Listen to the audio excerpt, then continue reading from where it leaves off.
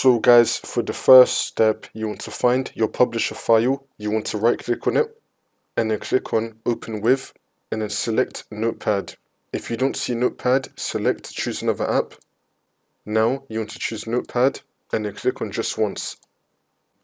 And you should now be seeing the SSH key. You want to highlight it, you want to copy it, so do Ctrl+C to copy it, and then you want to paste it in the SSH key prompt, and then the problem should be fixed. For the second method, you want to go to search and type in publisher. You want to hold Control on your keyboard, so hold Control on your keyboard, and then you want to click on publisher. It's now going to say you're holding down the Control key. Do you want to start publisher in safe mode? Click on yes. Once you start publisher in safe mode, now you want to reopen the file in publisher, so go to open, browse, look for the file, and then you want to open it in publisher safe mode, and then the problem should be fixed.